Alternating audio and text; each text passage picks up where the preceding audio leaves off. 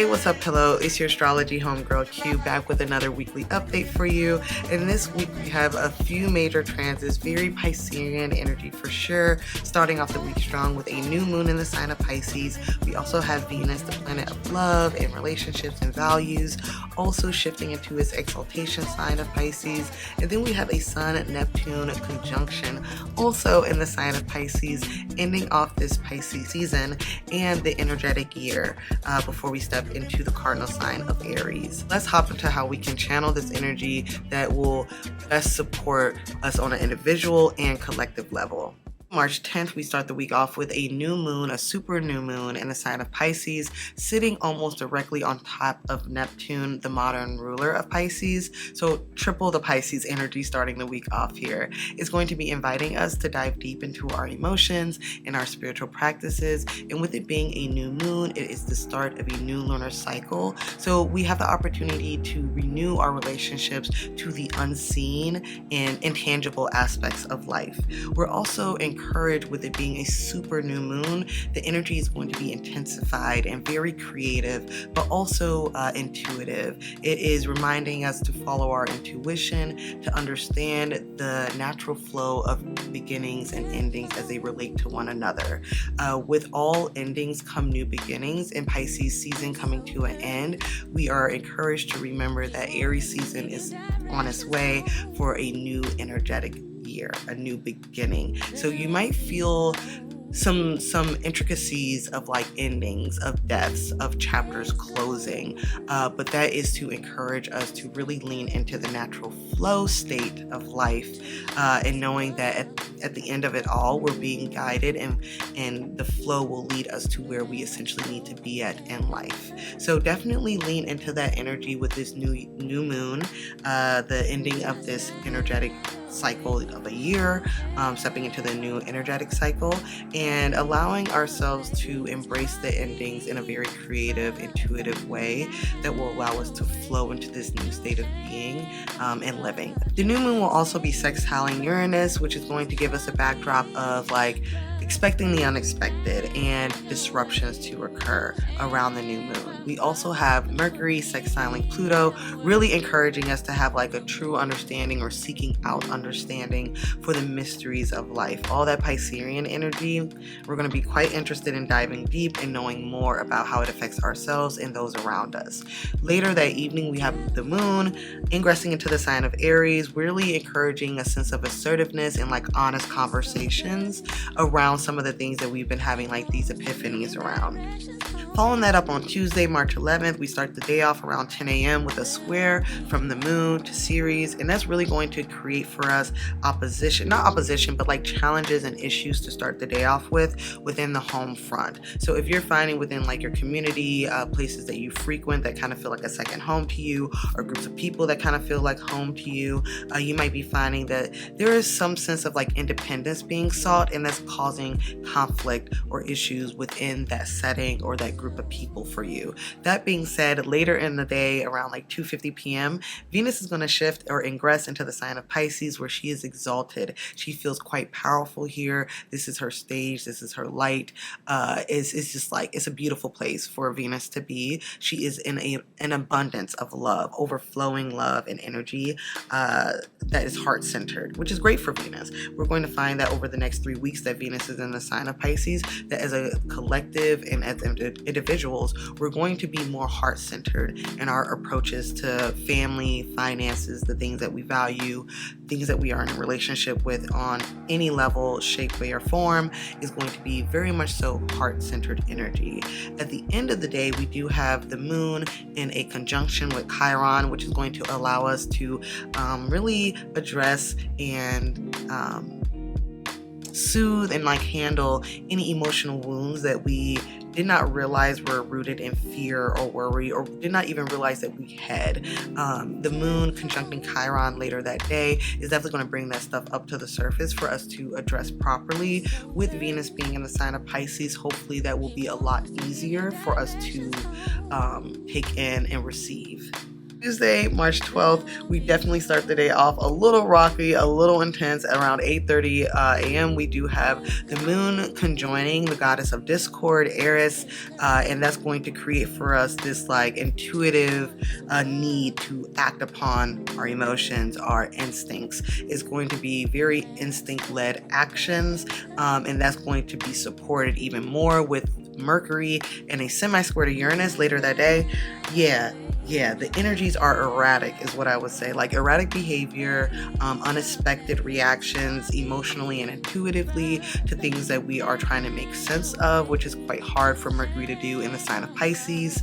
So it's just going to be some confusion and delusion and actions possibly taken upon that energy. So just be aware when you're engaging with people on Tuesday, March 12th, that things might be a little tense. Now, Venus is going to then be in a sextile to the moon later in the evening, which is going to ease some of that tension, but honestly is going to be very short-lived because the moon will then enter a square with Pluto in just like 2 minutes after it does this little thing with Venus. And so if you feel like the energies aren't right, the tough conversations that are being brought up on Tuesday, March 12th aren't like in the right place to be handled, I would say shift it, move that thing around if possible, because Tuesday, March 12th is going to be a pretty intense day. We do end the day off with Saturn, sextiling series, which is like going to provide for us some tender care and like tender guidance around some of this icky emotions and feelings and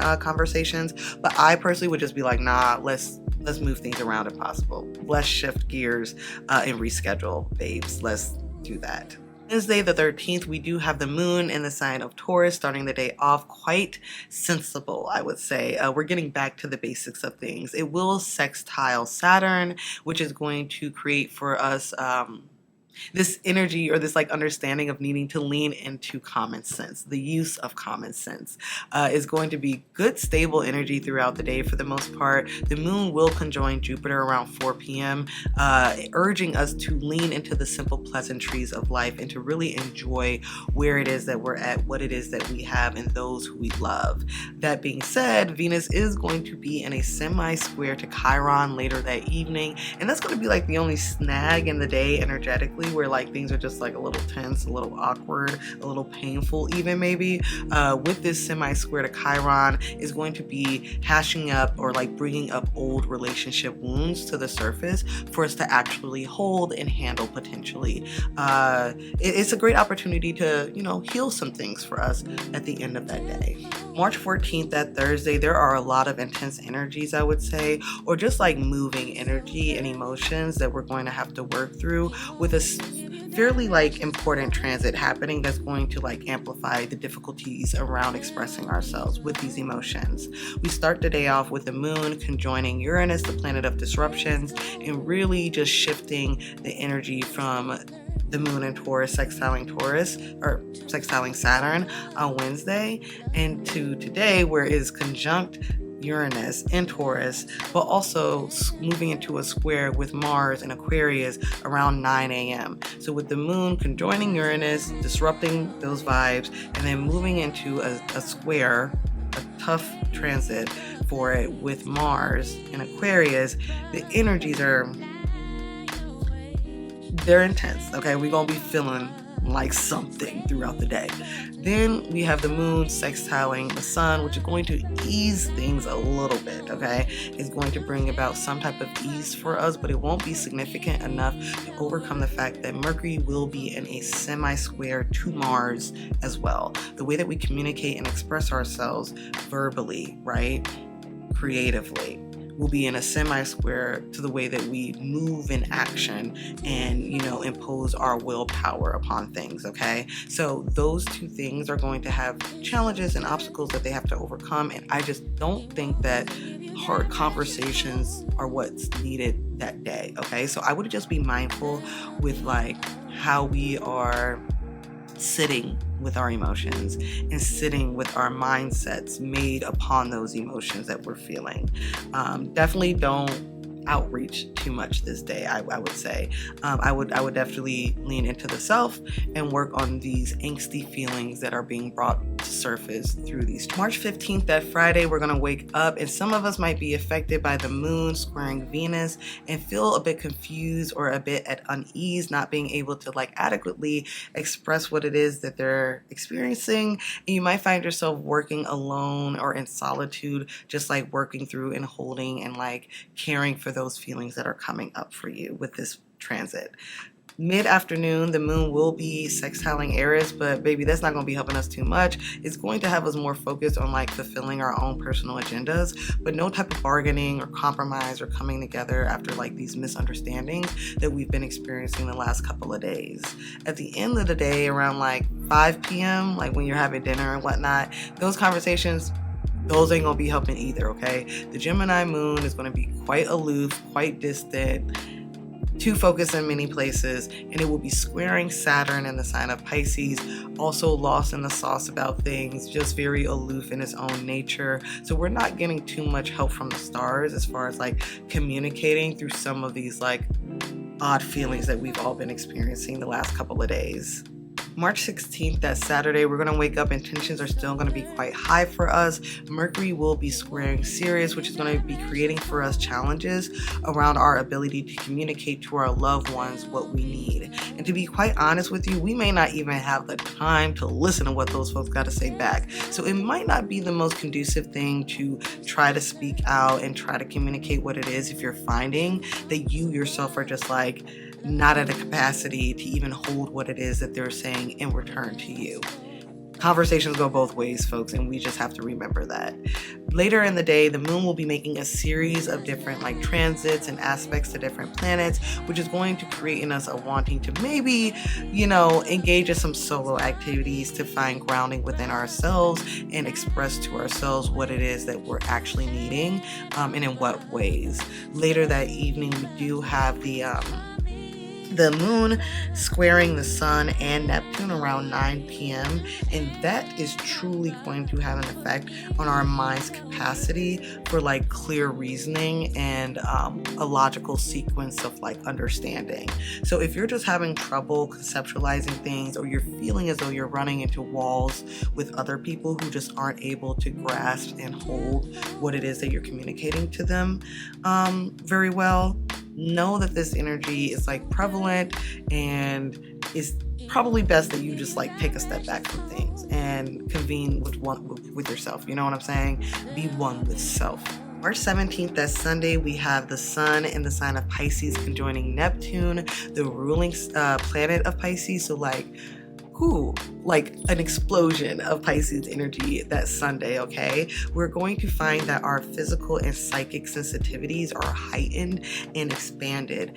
We're going to be able to really relate with one another on an intuitive, emotional level. You might find yourselves just like picking up on the moods of others on a very just like energetic wavelength type of vibe, okay? We haven't been able to communicate well with one another or even connect with one another this entire week, it feels like. So this is going to be very cathartic energy of like, oh gosh, like I just did all this work alone, or like combative with other people, other community members in my safe spaces. I've had to fight, essentially, it might feel like, or just like it's been a struggle, okay? It's been an emotional struggle week for communication, and this is going to be very supportive energy to bring us back. The moon has also shifted into the sign of Cancer, also very homey, lovey vibes, emotional vibes. Later that day, it will be trining Venus, which is going to bring out in us this wanting to be in oneness with our community and those that we love, and to possibly be